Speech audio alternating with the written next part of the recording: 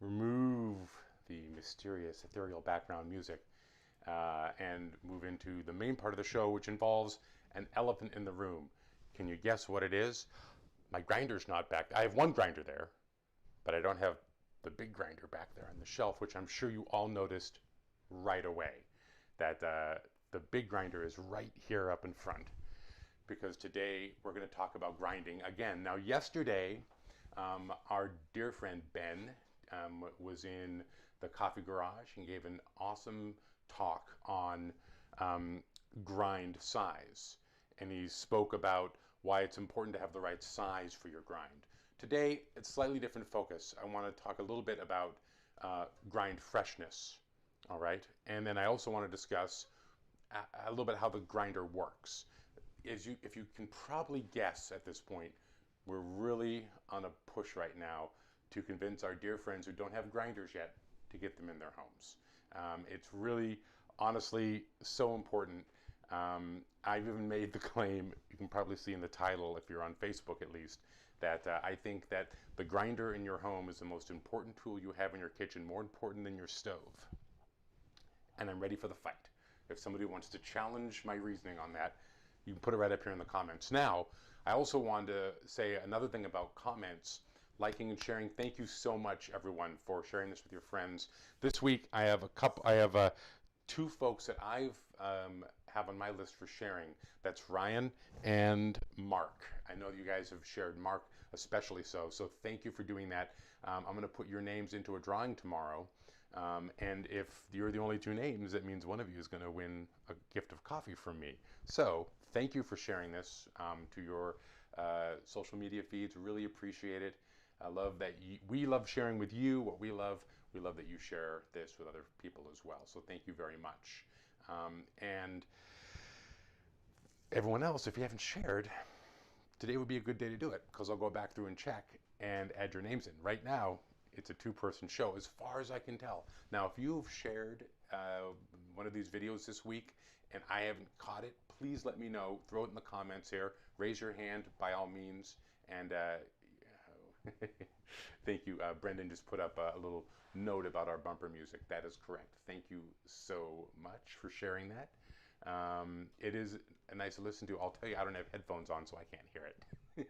I have to go by my signals here. So, but I've listened to it, and it's enjoyable. So I even have tried in the past to kind of play it in the background, but it's a little distracting.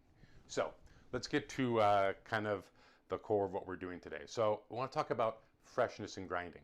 So I've started a little experiment here using some of our whirling dervish. You see that I have some coffee that's already been ground, and then I have some that I just measured out today. It's the same amount of coffee in both of those containers. This was ground on Monday, right? So for example, if you know that we have big, beautiful Malcona grinders that are meticulously maintained, and we can grind your coffee for you. Absolutely. If you're starting with great coffee, the freshness of grind is still an issue, of course, but you're still starting with great coffee. And I want to make clear, you're going to get a fine cup of coffee with coffee that has been pre-ground. But we're also trying to take everyone up to another level of consideration here by thinking about how freshness of grind also matters. And you'll notice when you go into our cafes, for example, and I'm going to go ahead and grind this here. When you go into our cafes, for example, you notice that baristas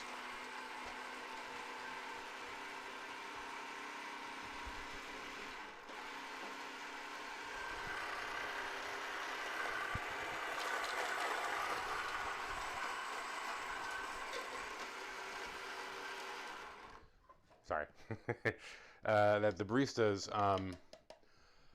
will grind the coffee for use as you order it, right? When you order an espresso, a latte, a mocha, whatever it is, the coffee is being ground for each use. And so we're really taking that to, like, obviously an extreme per drink. Each drink is ground for use. A lot of us do that at home as well. That's why we have grinders. We want to grind our coffee right when we need it. And here's the reason why. We're going to try and demonstrate this here, and hopefully we'll see. So remember, freshly ground. It's been a while since I've ground it. So I just want to watch the the way these two different coffees react when we pour fresh water onto them.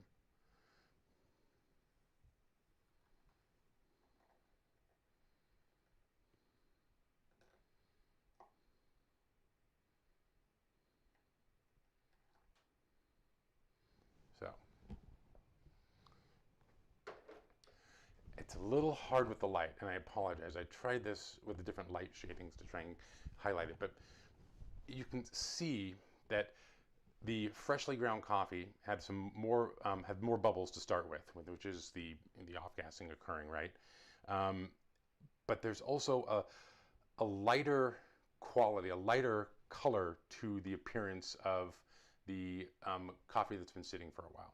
And that just demonstrates what we're seeing as that coffee, as the water begins to hit the coffee, right? And what that lightness is, it's similar to, I mean, it is in fact a Malcone. It is in fact a quality of the coffee. It is fats, it's lipids, right, that are being rised up, that are being separated out, right? They're non-water soluble. They're fats. They won't combine with the water. They'll float on top of the water. When you look at espresso being made, right, we often see our crema, correct? And that crema is the fats, and we want those. They coat the palate. They're rich. They do add flavor as well. However, the thing that we're seeing here with this coffee, as the fats are available to the air, they change, right? And that's why there's a different color between those two pots of coffee, these two little selections of coffee here, right? It's because the fats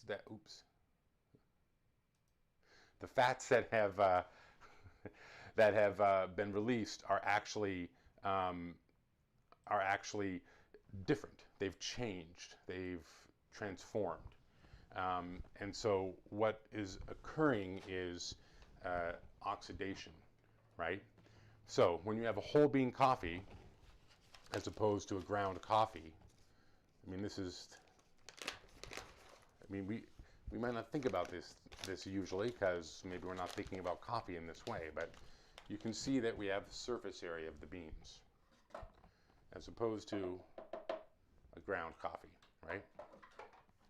Now, this might represent, quarter of a bean here, but think about what's occurring with oxygen right now. With this whole bean, you can even see a little bit of a sheen of the oils out there, right? So the oxygen is coming down, and it is attaching to things that it can touch, right? And in this case, what it can attach to are the oils, the fats that are on the outside of these beans. And that causes a process by which they're degraded slightly. They change. And so imagine we have the surface area available with a bean, right? But when we crack that bean open and we expose the interior, all those areas that we now have allowed oxygen to get to, we are now actually exposing oxygen to all those areas as well, right? So now the oxidation that we're concerned about isn't just hitting that surface, right? It's being able to get to all the beans. Now, of course, hopefully you're storing your coffee in a relatively airtight environment, whether it's reusing one of the bags with the one-way valve on it, which I will show you here. If you've ever seen these or thought about them before, this little valve right here allows the coffee to off-gas, but doesn't allow air to get in, oxygen to get in. And that's what helps, right, with reducing that problem of oxidation. However, just remember that regardless of where you're storing your coffee, if it's been pre-ground, you're going to be increasing the overall ability for oxygen to get to the coffee. So that is why we talk about this. That's why we are always hoping that folks can move towards grinding fresh and grinding at home. I want to talk a little bit about these grinders. Now, I'm not going to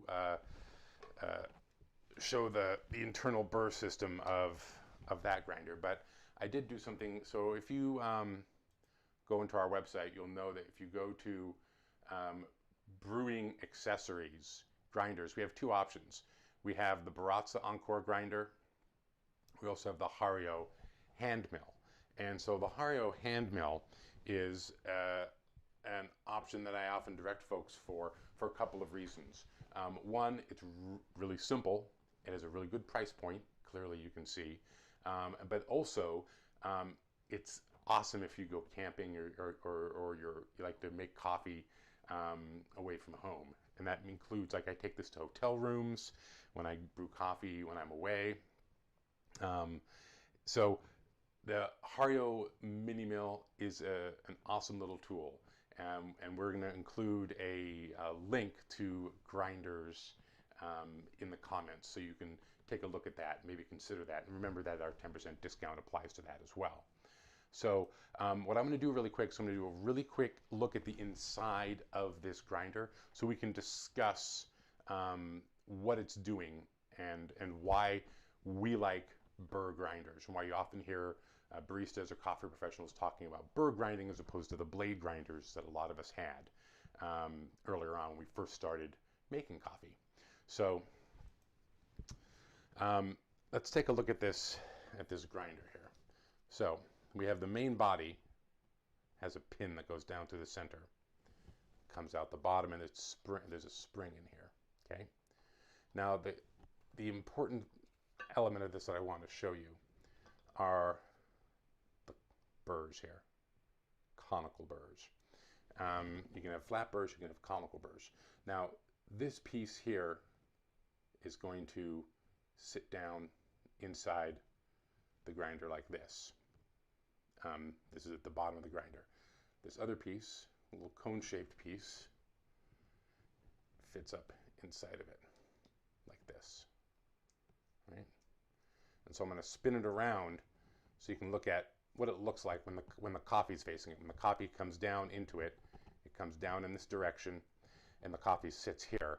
And you can see that because it's a cone shape, there's a wide opening here where the coffee can sit down in there.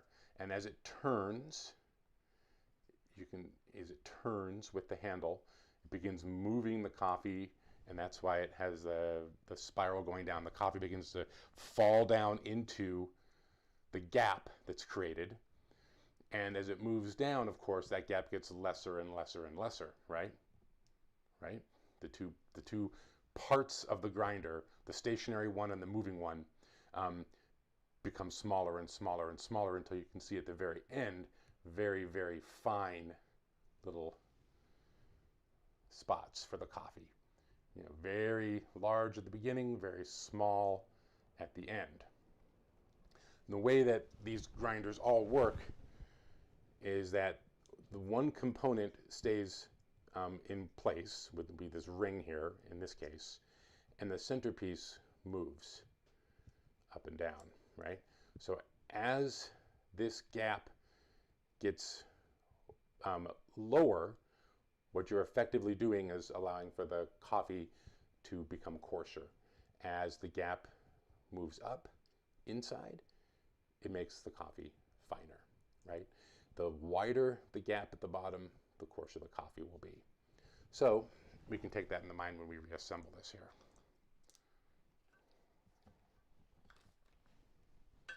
Just put the spring out. Wasn't expecting to do that. Put that back on there. There are these little spots in here, the four little flanges. They correspond to points in here, and that's what keeps this part stationary. So we have to make sure that those seat. Okay, yep, there we go. Okay.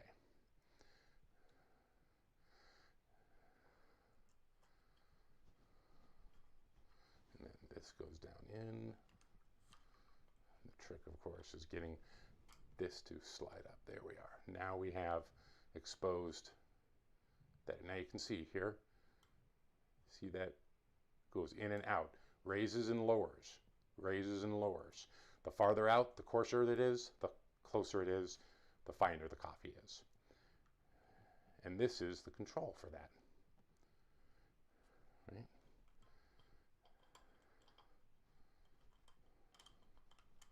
Right?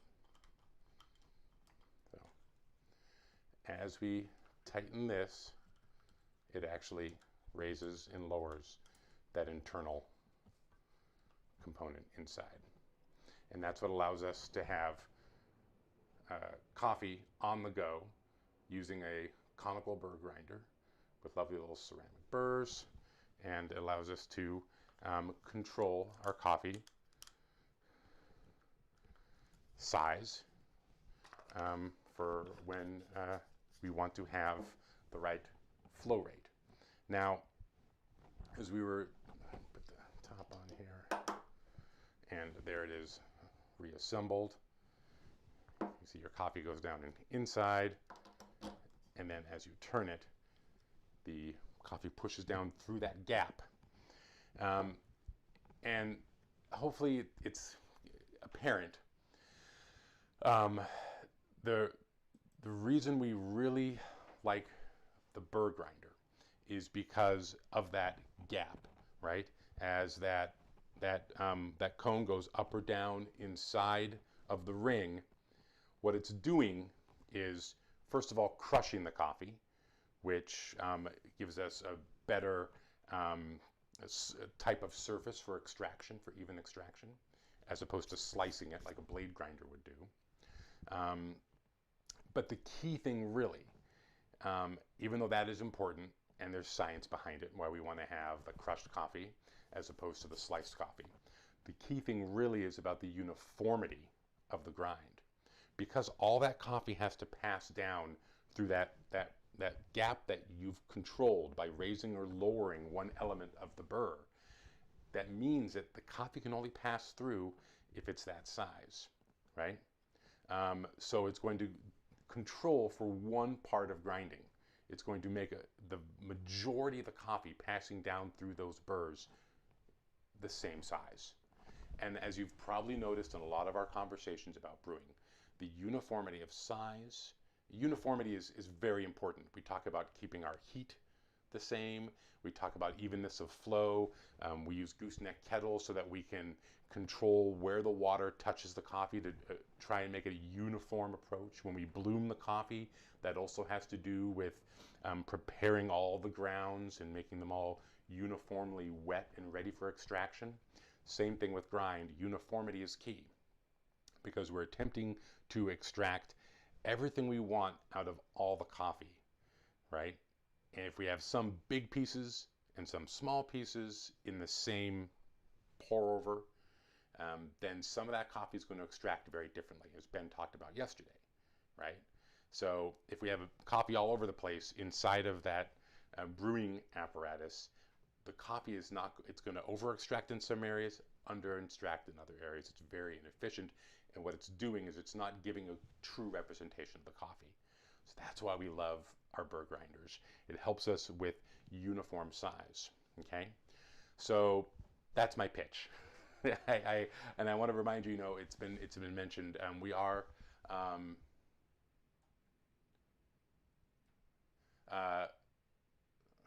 okay. See here that we have a post about the VIP club, and that's something that you should be aware of, that we have on Facebook, Batdorf and Bronson VIP club, and would love for you to join it. If you join the club, then we have a special purchase discount for you over there. You have to go over there to find it though. So please do, when you have the opportunity, go over to the Batdorf and Bronson Boosters VIP Club. Let me see if I can create a link for people to join or to go over and take a look at it. And I think if you go over, it will, you have to join, of course, right? So, but there's just a few questions for you to answer, and we let everybody in, because if you're The only way you're probably getting there is if you're seeing these videos, right? So, but do join that club. We're doing some special stuff over there. Not only are there special discounts by being part of the VIP club, we also have fun little contests and special content also. So please head over there and join, and then share it with your friends as well. Again, I want to remind folks today, please do share these videos wherever you find them, whether you're in the VIP club or getting them here on our Facebook page, Dancing Goats or Batdorf from Bronson, because I'm going to do a drawing tomorrow, and I'm going to announce a winner, and then I'm going to contact that winner and send them some coffee. We do have some new coffees coming out now, which we'll be sharing next week. We have our Ethiopian Guji, which is a beloved coffee for me. I'm an African coffee person. I really love it. So I'll be highlighting that next week, and that might very well be the coffee that I send as a gift. So I want to let Ryan and Mark know. Again, I'm just checking the names, make sure. Ryan and Mark, you're in the drawing. Anybody else, if you share the video today, I'll put you in the drawing as well. And don't take it personally, Ryan and Mark. I'm not trying to decrease your chances of winning. I'm trying to increase the chances of others winning. I do appreciate you guys sharing this stuff. It's really, it helps us out, and it's a fun way to make community, right? So hopefully this video has helped convince some folks out there that grinding at home is important because of the freshness issue. And I would show you again here, just another, it's an aspect of this, right? You can see the difference in, oh, I gotta turn that on, silly me. Boop, boop, boop. You can still see that the saturation rate is very different here for the fresh coffee. Most of it is sunk down, while we still have coffee floating up here in that fat bed. Those lipids that have been exposed and degraded by oxygen. So really, really important. Brendan's putting a note in here at Friday at 6 p.m. Eastern time, 3 o'clock West Coast time. He's going to be doing affogatos from home. That sounds awesome to me. I have been making some fresh ice cream myself. I'm probably going to join and make some here as well. Maybe I'll call in. I don't know. We'll see. So yeah, lots of stuff coming up. Tomorrow, we're going to have Bob here at this time, the 9 o'clock time. And Bob and I are going to do a cupping from his home lab of the components of Dancing Goats. So we did a little bit of a deep dive last week into Dancing Goats and discussed blends. We did a deep dive this week into Whirling Dervish, and we similarly talked about the specific element of the Whirling Dervish blend, how it uses roast and not origin. In Dancing Goats' case, what Bob has done is he's gone and taken out the components that are in the recipe, and he's going to cup them and talk a little bit about those components. And that'll be tomorrow at 9 o'clock here at this space. And then during that broadcast, I'll also announce the winner for coffee, and then I'll send some coffee out. I really appreciate folks checking in here every day. Thanks for watching Ben. Thanks for watching me. Thanks for watching Brendan. And then thanks for watching the little virtual cafe, little kind of, they're becoming skits that Becca and I do here. Those are usually around 4 o'clock, depends on school time for our new home school that we run here. But yeah, we love it when you check into those as well. I'm going to do one real quick check here on comments just to see if I'm missing anything. Let's see here. Hey, coffee beans, says Joseph Clement. Yeah, that's right. I see that Brendan put up a link for our Whirling Dervish. Please remember that that Whirling Dervish gets added into this 10% coupon here. Anybody who watches and learns with us gets to use our Watch and Learn discount code. That's Watch and Learn 10 put into the code. Yep. Virtual Cafe is my favorite, says Brendan. Well, me too. Can you maybe upgrade audio? then I can hear it over my work. You know what? Yes, we are definitely attempting to continue to work with our audio systems. Um, I will I will work on it. Right? I will let you know that social media live broadcasting was not part of my job description, so it's all kind of new to me. So a little bit of grace is appreciated. I know we're working to try and make this experience better for everybody. But thank you for the feedback. I appreciate it. Oh, and then Brendan also talks about the Brew Along event. So the Brew Along event is run out of the VIP club. And again, if you go over there and join the VIP club, you'll learn about it. It's going to be, I believe, and maybe Brenda can talk more about that, um, an event where we have a coffee that multiple people are all going to brew together. It's kind of like having something we might do in one of the stores, right? Where we get together and we have an experience together around a coffee. So the coffee is announced, everyone orders it, and then we all do a little bit of a coaching and brew together at the same time. And Brendan has listed the notes here, and also I'll make sure to mention them. It's going to be on Saturday the 30th. That will be at the 9 o'clock slot, and it's going to be the Bolivia. Awesome. So it was a contest, or not a contest, but a poll, and folks chose the Bolivia. So he says buy the Bolivia now until Tuesday to participate. And then the key thing is here, when the participants, there'll be a winner chosen, right? And that will be 6 months of coffee. So again, the VIP club is awesome, and you should join, and you should share it with your friends, and let folks know about what we're doing here. Because what we're doing here is, oopsie daisy, making mistakes with our browser. We are working on staying connected, right? That's the goal. Our cafes some of them are returning to a more normal situation, but we know a lot of things aren't going to be normal the way they were before the pandemic. We have had to find new ways to connect and to see the folks that matter, and all of you matter. That's the end point of it. We have a business. We love doing what we do. We love sourcing coffee. We love our relationships with our farmers. We love our relationships in the coffee shops, right, with our customers. That's part of our everyday. And as that's changed, we've had to find ways to adjust to that. And this is one of them. Reaching out, connecting with you here. So it really means a lot. It's not just about commerce, right? That just has to be said. We all know that. Folks who love coffee, whether it's at home or in the coffee shop, know that there's something special that happens over a cup of coffee. And I don't know that anybody in our company would have chosen this profession if there wasn't a little something that they're getting that's beyond just making a paycheck and having a job. It's about this thing we create together. It really is. And I'm going to have to stop here before I get too emotional, because I miss you all. I really do. I miss seeing you in the cafes.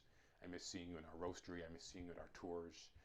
So this is a small way to capture some of that back. So it really means a lot. Thank you for joining us. We'll be here tomorrow with Bob at 9 a.m. to break apart the components of Dancing Goats. And then we're going to have affogatos on Saturday. Yeah, looking forward to it. You guys have a great day, and we'll see you soon.